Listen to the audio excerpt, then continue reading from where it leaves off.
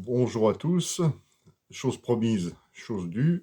Je vous avais promis qu'on aborderait un peu les sujets liés à la spiritualité et au monde subtil.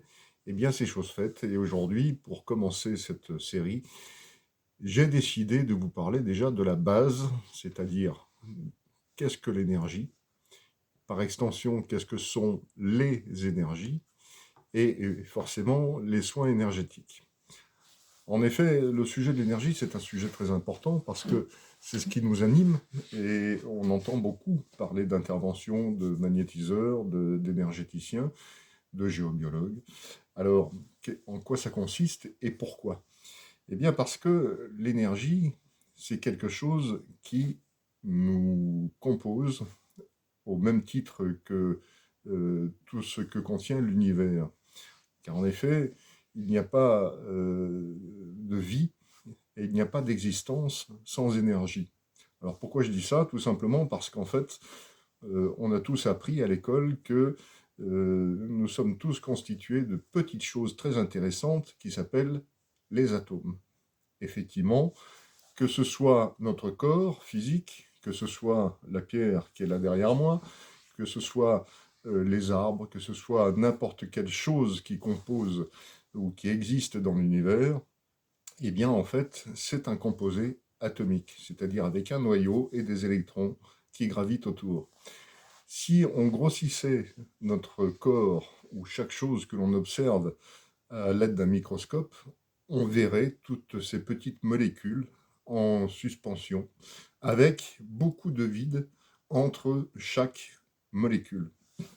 C'est valable donc aussi bien pour ce qui est tout petit, qu'on appelle donc le microcosme, que ce qui est très grand, comme les planètes et comme l'univers, ce qu'on appelle le macrocosme. L'infiniment grand, quand on lève les yeux vers le ciel le soir, quand on regarde les étoiles, bon, on a l'impression de voir un peu des molécules comme ça en suspension, tout un tas de systèmes solaires avec un soleil et des planètes qui gravitent autour, elles-mêmes avec des satellites. Eh bien, on retrouve ça à l'intérieur de notre corps. Ce sont donc des molécules et toutes ces molécules ont donc une charge énergétique. En quelque sorte, elles produisent leur propre énergie et elles en reçoivent également. Alors, d'où vient cette énergie? Chacun peut se faire l'idée qu'il veut, puisqu'il faut bien qu'il y ait une origine à toute cette création, quelque part. Donc l'énergie, en tout cas, c'est quelque chose qui est présent absolument de partout.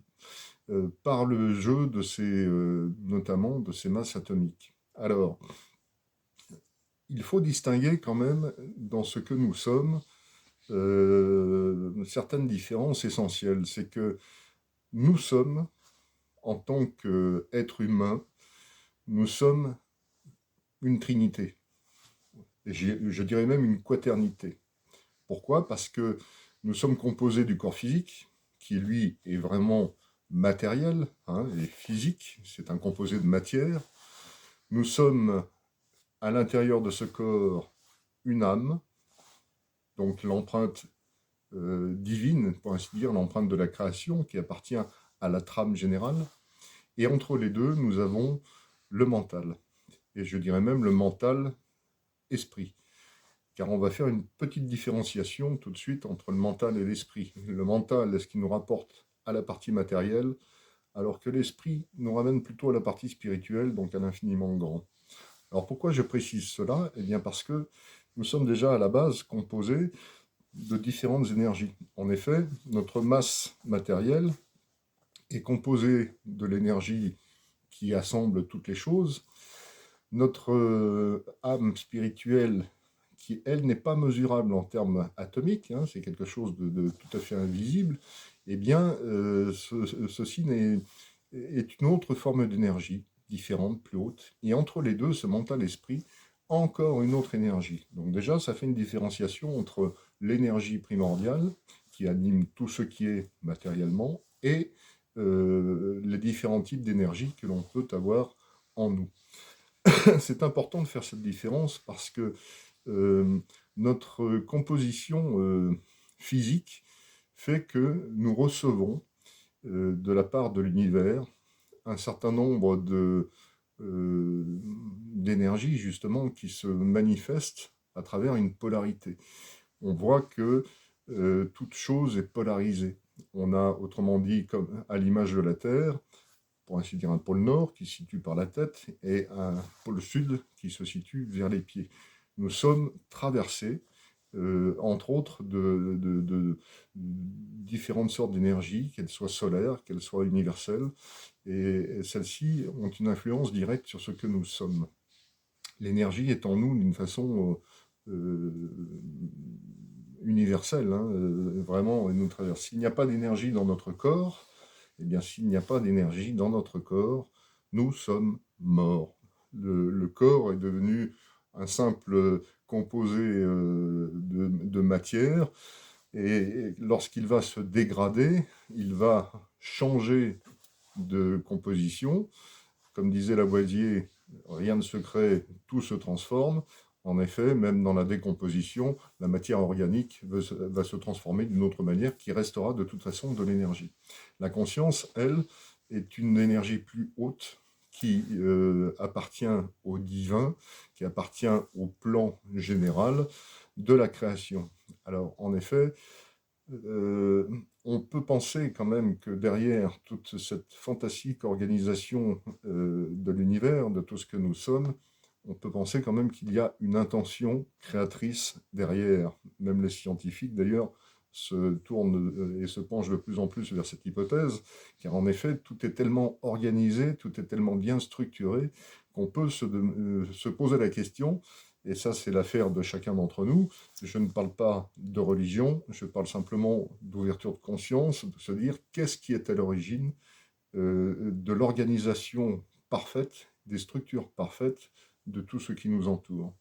Donc cette énergie, nous la recevons, nous en émettons en permanence, et encore une fois, s'il n'y a pas d'énergie, eh bien il n'y a pas vraiment de vie, si je puis dire, en tout cas, surtout par le biais de la conscience, hein. Alors on pourrait comparer ce que je viens de vous dire à un véhicule, voilà, tout simplement une voiture, hein, une voiture avec carrosserie, moteur, ainsi de suite. Bon, on a une jolie voiture, on a une masse qui est prête à se déplacer, et là encore, on a une masse d'atomes, fer, plastique, tissu, tout ce que vous voulez. Ce sont des compositions différentes, parce que ce qui est intéressant dans les molécules, c'est qu'elles s'assemblent. Il faut bien qu'il y ait une information en amont pour que les molécules s'assemblent de telle ou de telle façon. Il y a une information, ou il y a une intention.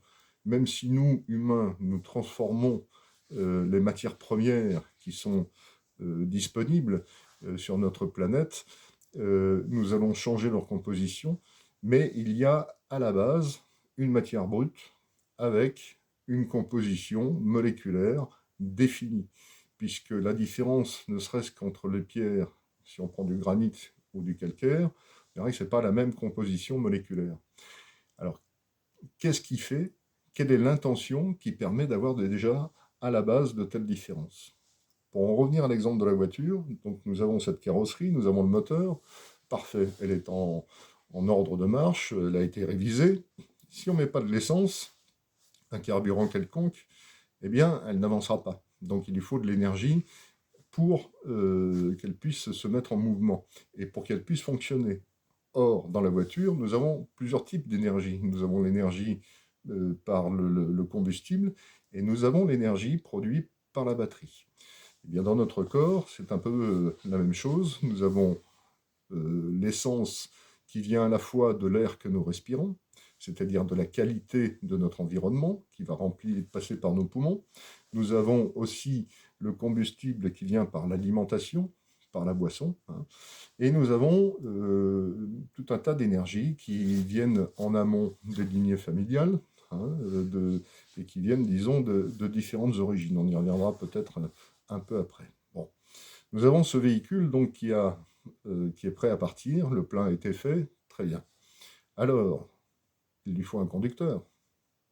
S'il n'y a pas de conducteur, c'est pareil, le véhicule a beau avoir de l'énergie, il ne partira pas. Donc le conducteur, c'est le mental, c'est lui qui va définir la route à suivre. Et ce conducteur-là, il est animé aussi, donc, comme on l'a vu, de sa propre énergie. Donc nous avons déjà deux types d'énergie qui se complètent, qui sont différentes. L'intention de déplacer le véhicule, c'est ce qui permet de le mettre finalement, de le conduire quelque part. Bon, on reviendra aussi sur ces exemples-là.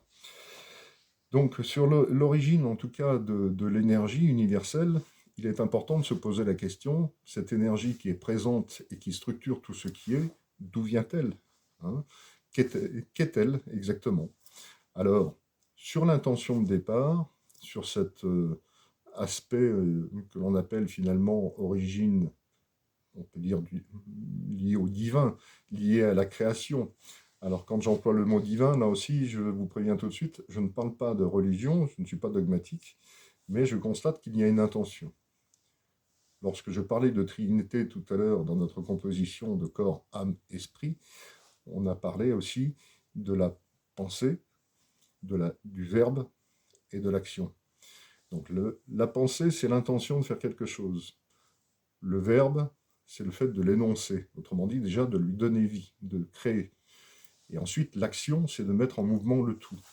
C'est ce qu'on peut retrouver certainement à l'état originel de la création de l'univers, qu'on retrouve d'une certaine façon dans les écrits sacrés qui nous disent, au départ, il n'y avait rien, mais Dieu était là. Voilà, bon, très bien. Et il a énoncé le « je suis ». Il a dit « je suis ». À partir de là, il y a eu une création, et ensuite il y a eu un mouvement. Alors si j'emploie le terme de Dieu, j'espère que vous me pardonnerez, vous pouvez le remplacer à votre convenance par la source, par l'énergie originelle, par l'intention primordiale, ce qui vous convient le mieux. Encore une fois, je ne vous parle pas de religion, je ne suis pas dogmatique, chacun est libre de croire ce qu'il veut. J'essaye simplement, disons, de donner cette notion d'énergie de départ. Et cette énergie de départ qui a créé toute chose, qui est présente dans l'univers, qui est présente dans tout ce qui nous entoure, forcément, eh bien, c'est comme une énergie à très haute tension qui est véhiculée partout dans l'univers, puisque même entre les planètes, le vide n'est pas vide, il y a une énergie, parce que s'il n'y avait pas d'énergie, il faudrait bien pouvoir nous expliquer comment tout ce système-là s'équilibre, tient dans le vide, finalement, hein. C'est comme si, essayez donc de mettre une bille ou une balle de tennis en suspension là autour de vous, et puis on va voir ce qui se passe, hein. Il risque de ne pas se passer grand-chose. Alors que si, par l'avoir tombée évidemment au sol, alors que si vous la lâchez évidemment dans l'espace, du fait de la pesanteur, absence de gravité, en tout cas, elle va être là.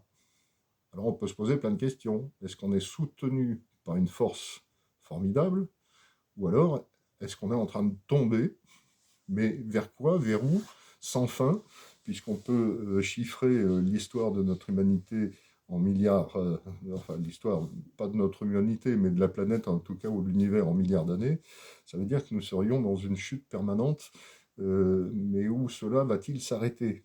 Bon, cette force qui est en mouvement dans l'univers et anime tout ce qui est, l'équilibre, c'est vraiment la force primordiale, cette ligne à haute tension qui va se transformer au niveau de chaque planète, chaque humain, comme si nous étions tous des transformateurs d'énergie, que nous passions de la haute tension à des tensions plus basses, un peu comme l'électricité, lorsque elle passe des lignes à haute tension vers le réseau domestique.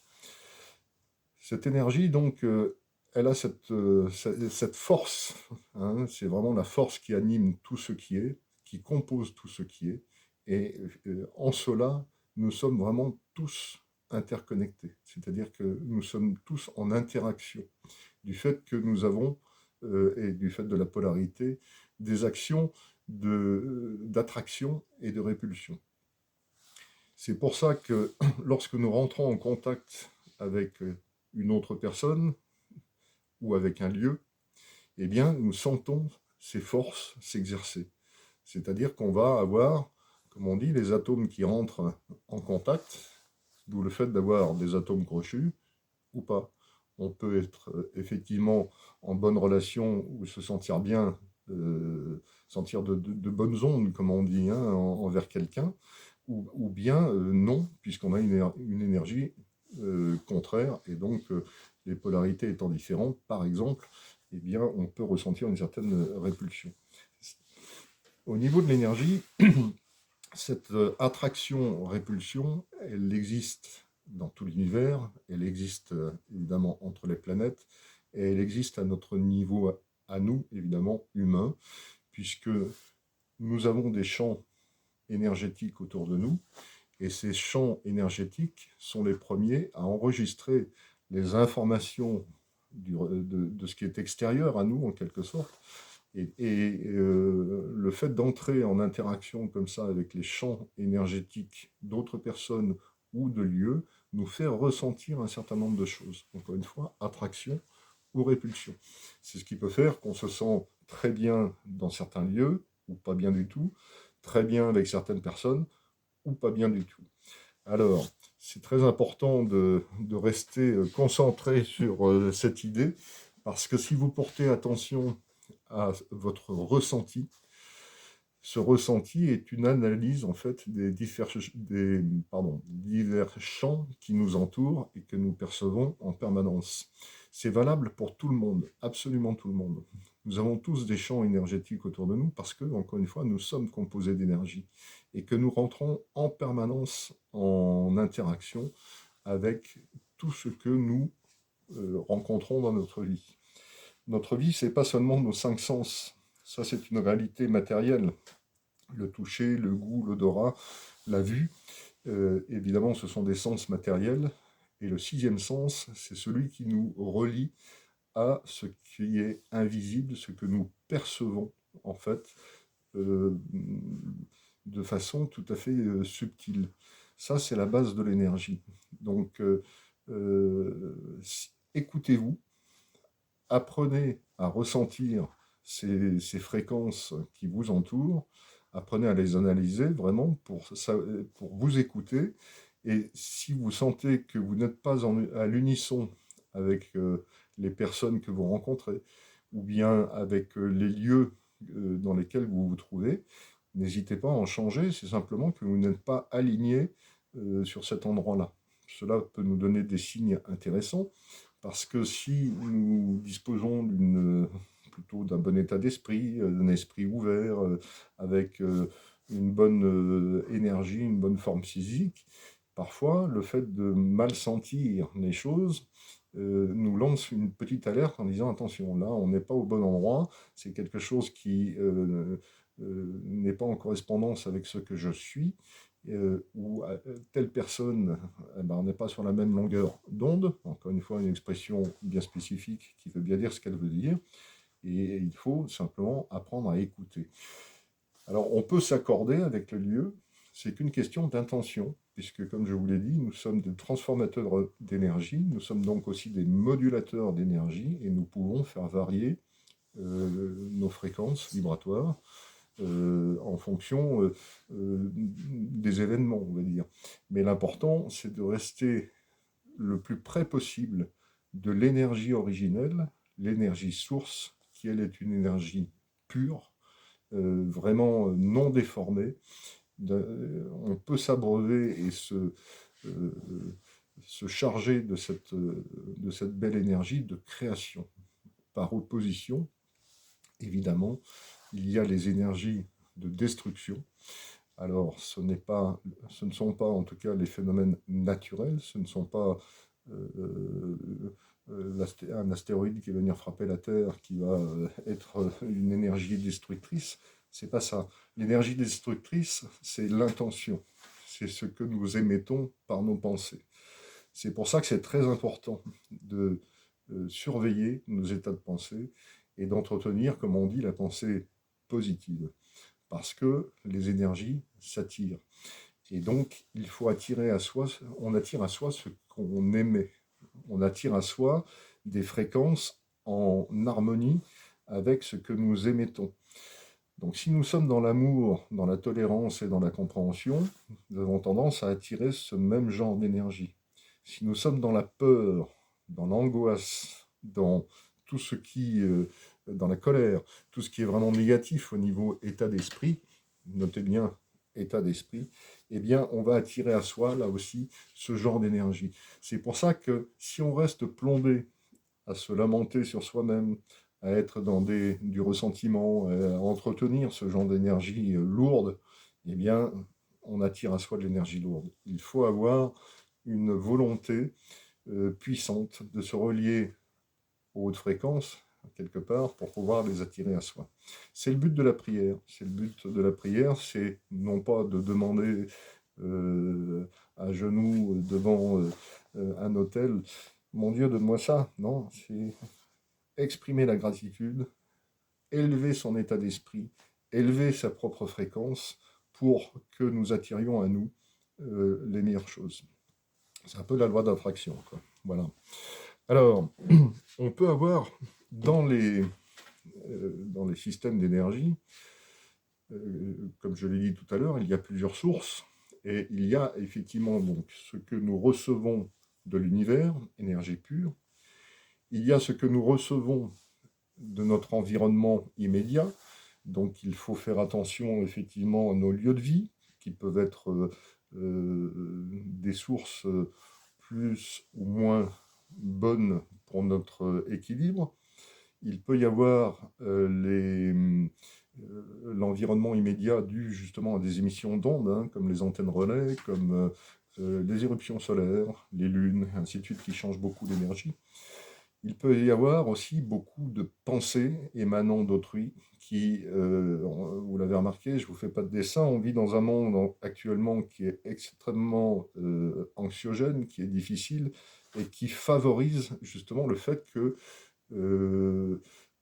l'humanité a tendance à être morose, à être en colère, à être triste, à être surtout très individuelle et donc à souhaiter parfois du mal à son voisin.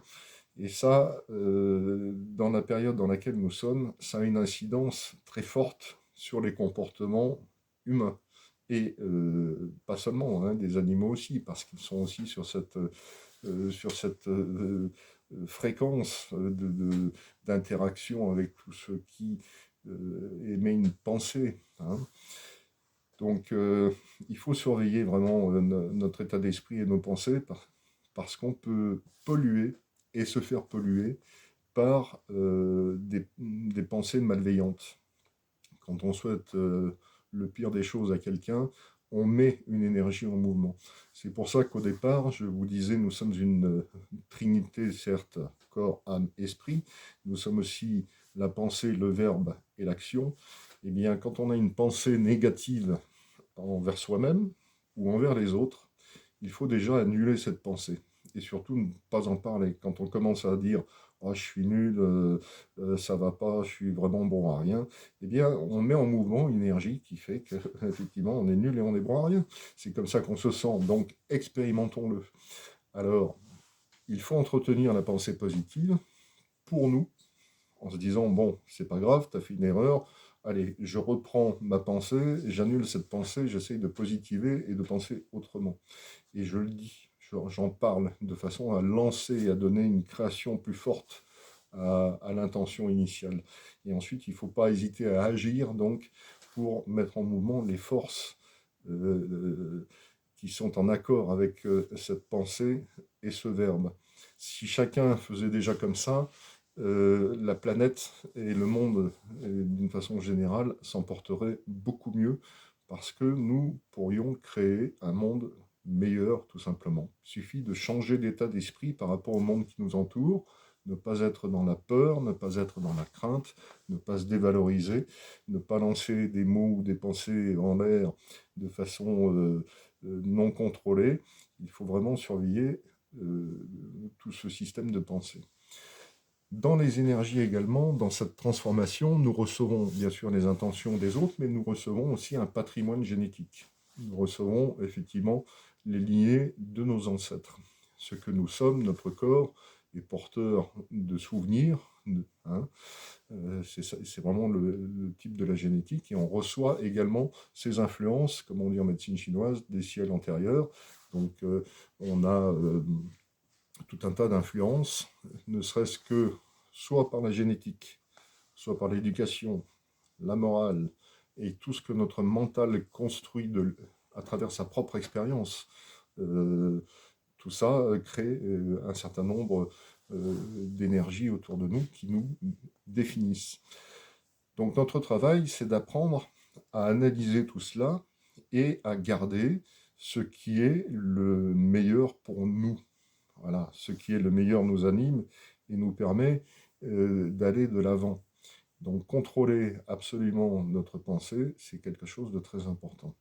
Donc on le voit, plusieurs types d'énergie, celle qui nous compose d'une manière matérielle à travers notre composition atomique, celle ensuite qui est beaucoup plus spirituelle, qui nous relie à la création elle-même, qui est l'âme, qui nous relie au tout. Et l'âme, moi je la compare à une trame, à cette trame énergétique qui compose tout ce qui est.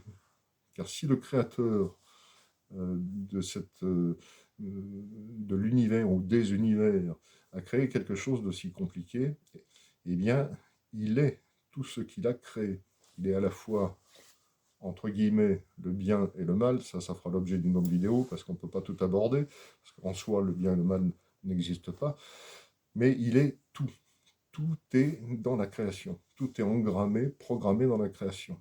Et dans cette trame énergétique, il y a donc, que ce soit les plantes, les animaux, les minéraux, les gaz, il y a une présence énergétique liée à celle de ce que j'appelle le créateur. Quand on va travailler sur certains aspects de l'âme, on se rapproche de choses beaucoup plus subtiles. Le mental-esprit, c'est différent parce que c'est quelque chose, encore une fois, on l'a vu tout à l'heure, mental lié à la matière, donc c'est l'expérience personnelle, éducation, morale et ainsi de suite. Esprit, c'est tout ce qui nous ramène au karma cette fois. Et le karma, qu'est-ce que c'est? On en parlera aussi une autre fois, mais ce n'est que la somme des expériences que l'âme a vécues à travers ses différentes incarnations. Donc il n'y a pas en soi de mauvais karma, parce que notre âme fait des choix d'expérience. Et quand on parle de pensée, verbe, action, c'est parce si on reste dans les pensées, eh bien on ne fabrique rien. Si on aimait l'idée que tiens, je ferais bien ci ou je serais bien là, on commence à mettre en forme. Et ensuite, il reste à expérimenter ce que on a imaginé et ce qu'on a énoncé. C'est exactement ce que fait l'âme. L'âme s'incarne pour expérimenter des choses qu'elle ne connaît pas. Alors, à travers nos différentes incarnations, notre âme a expérimenté donc différentes choses pour qu'elle puisse savoir de quoi il s'agit. Elle a pu être effectivement homme, femme, bon, mauvais, petit, gros, bref, riche, pauvre, parce qu'elle a fait ce choix d'incarnation pour justement vraiment savoir de quoi il s'agit. Donc ce ne sont pas comment dirais-je, des expériences que l'on paye quand on est écolier, quand on est lycéen, on va à l'école, on apprend des choses et on passe comme ça des classes. Hein. C'est exactement ce que fait l'âme.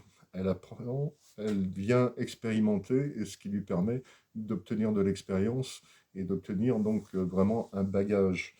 Alors tout est bon et c'est pas parce qu'on commet des fautes ou des erreurs dans certaines vies qu'on doit les payer indéfiniment. Ça n'existe pas. On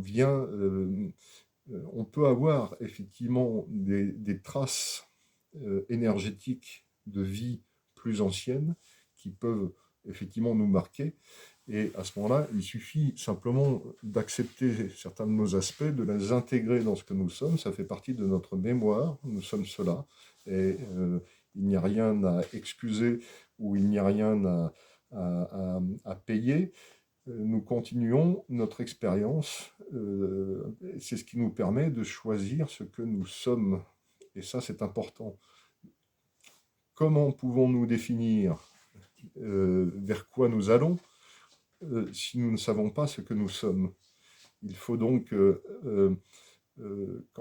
accepter, entre guillemets, certaines imperfections, certains défauts, parce que ça fait partie de notre plan d'évolution et que c'est là-dessus que nous devons travailler. Il faut lâcher prise sur les choses, il faut pouvoir se tourner résolument vers notre évolution qui n'est pas située là maintenant dans cette vie, elle en fait partie, mais ce n'est pas la finalité. La finalité, c'est la perfection, pour une fois passé, disons, revenu en tout cas dans l'énergie originelle, nous n'ayons plus quelque part à faire l'expérimentation sur Terre de certains aspects de notre humanité, ou de notre conscience supérieure plus exactement. Alors tout ça, évidemment, ce sont des informations énergétiques. C'est comme si nous étions un disque dur qui emmagasine tout un tas d'informations à travers ces différentes existences et qui va retenir en fait le meilleur, puisque sur un parcours d'un petit point jusqu'à le sommet de notre expérience spirituelle, eh bien, nous franchissons des étapes et nous avons besoin d'apurer certaines choses, de laisser de côté euh, tout ce qui n'est pas bon pour nous. C'est notre choix, c'est ce qui nous aide à nous construire. Et encore une fois, la finalité, c'est d'arriver au sommet de l'amour, du non-jugement, et ainsi de suite. Donc, toutes ces fils à la patte énergétiques que nous traînons en influence, c'est-à-dire par nos mauvaises actions, notre culpabilité aussi, par tous les sentiments que nous construisons à notre sujet, par les intentions extérieures de malveillance, par ce que nous recevons autour de nous, eh bien, tout cela nous aide aussi à nous construire, et ça fait partie de toute façon de tout ce qui est. Voilà. Toutes ces interactions font que nous sommes des êtres typiquement énergétiques et uniquement énergétiques.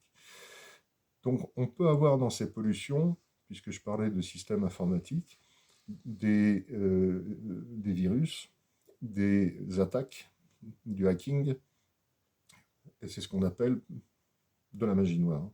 C'est-à-dire qu'on nous envoie effectivement des informations dans nos champs énergétiques pour venir les perturber, ce qui peut nous mener à différents résultats, puisque on peut avoir des actions à la fois sur la santé, sur l'environnement matériel, sur les affaires, hein, sur le milieu professionnel, dans les relations de couple. Et il faut, coûte que coûte, que nous parvenions à prendre le dessus déjà par nous-mêmes, c'est-à-dire à prendre un temps d'analyse, essayer de ressentir ce qui ne va pas, pourquoi on n'est pas en bonne interaction avec l'environnement extérieur. Donc c'est un travail personnel que de se recentrer. On peut donc envoyer un certain nombre d'informations pour aider le corps à aller mieux. Ensuite, on peut travailler sur toutes les structures, tous les réseaux énergétiques que nous recevons de l'univers, ou bien travailler sur un plan plus subtil dans les parties invisibles pour aider nos différentes parties énergétiques, car je n'ai pas parlé des traditions hindouistes et bouddhistes qui parlent notamment des chakras et des corps éthériques, mais il y a là aussi un travail, disons, parfois de remise en place, d'harmonisation à faire. On intervient donc sur différents niveaux en matière d'énergétique, et chaque énergéticien a sa spécialité en quelque sorte qui va lui permettre d'être plus efficace par exemple sur certaines maladies, d'autres sur un niveau global, d'autres, comme c'est mon cas, sur les pollutions énergétiques volontaires ou non, et permettre en tout cas à tout comment ce réseau de se régénérer et de se remettre à l'unisson avec les plus hautes énergies, justement, pour ne pas rester ancré et trop enraciné dans ce qui nous entraîne vers le bas. Alors, ce réseau, évidemment, comme vous l'avez compris, il se manifeste également sur les lieux, puisque notre planète, comme toutes les planètes, sont également polarisées, puisqu'elles reçoivent les énergies soit de notre Soleil, soit du centre de la galaxie, et au-delà encore du centre de l'univers. On en reste là pour l'instant, parce qu'on pourrait parler aussi des multivers et ainsi de suite. Il y a vraiment une polarité très particulière dans tout ce qui est, dans tout ce qui nous compose. Alors, la Terre n'y échappant pas, on sait qu'elle a un pôle nord, qu'elle a un pôle sud, et qu'elle est parcourue de tout un tas de réseaux énergétiques. Beaucoup d'entre vous ont déjà entendu parler des réseaux Hartmann et Curie, c'est ce qui est mesuré notamment en géobiologie, mais la Terre, les lieux d'habitation, les entreprises ont aussi leur mémoire, la mémoire de ce qui a été vécu à l'intérieur ou sur place. Et c'est pas parce qu'on a une maison neuve que le terrain en dessous n'est pas pollué. L'histoire nous montre qu'il y a eu de nombreuses batailles, qu'il y a eu des guerres, qu'il y a eu des morts, qu'il y a eu tout un tas d'événements qui sont passés dans notre histoire et qui ont pu laisser leur empreinte à un endroit particulier. Il y a évidemment les réseaux, comme on l'a dit, telluriques, les failles terrestres. Il y a les courants d'eau qui peuvent être positifs ou négatifs, parce qu'on dit toujours, tiens, j'ai de l'eau sous la maison, donc c'est pas très bon. Non, en fait, c'est pas ça. C'est pas parce qu'on a de l'eau sous la maison que c'est mauvais. Ça dépend du sol sur lequel elle se trouve. Ça dépend du mouvement qu'elle a et dans quelle direction elle va. L'interaction, tout simplement, l'eau qui circule sur certains sols, eh bien cela dégage une énergie qui peut être plus ou moins bonne, elle peut être très positive, les celles connaissaient bien le principe, peut nous recharger, ou au contraire, vider, exercer une influence négative et vider l'énergie de la maison sous laquelle les courants sont, et influencer ainsi les personnes. Hein. C'est pour ça qu'on a des niveaux énergétiques qui sont parfois très préoccupants dans certaines maisons. On a vu que certains endroits génèrent un tas de problèmes hein, au niveau de la santé. Il y a beaucoup de maladies qui émergent dans certains lieux, toujours les mêmes. Il y a beaucoup de mémoire. On parle souvent de la maison des divorcés, la maison des personnes seules, la maison des cancéreux, excusez-moi de l'expression, mais voilà. Depuis qu'on est arrivé là, voilà, on connaît tout un tas de problèmes. Voilà. Les lieux sont très importants, c'est pareil pour les entreprises, forcément, c'est la même chose. Donc, toutes ces questions énergétiques, elles se résolvent d'une certaine manière, en travaillant d'une certaine façon, soit en géobiologie pour ce qui est des lieux, mais pas que. Il n'y a pas que la géobiologie, il faut parfois effacer les mémoires, il faut contrer des attaques qui sont faites par des personnes qui lancent des intentions négatives. Tel est le travail de fond de l'énergéticien. Voilà. Alors, j'espère que je n'ai pas été trop long d'une part, que j'ai pu apporter en tout cas un certain nombre d'éclaircissements sur ce sujet de l'énergie. Si vous avez des questions, n'hésitez pas à les mettre en commentaire. Si vous souhaitez en savoir plus, faites-le moi savoir. On en parlera d'une façon plus poussée si besoin. Moi, je suis à votre disposition quand vous le souhaitez. J'espère que cette petite émission vous a plu. Si vous avez des choix, éventuellement des sujets que vous aimeriez que nous abordions, n'hésitez pas à me les laisser en commentaire. Et j'espère qu'on aura l'occasion de se retrouver bientôt.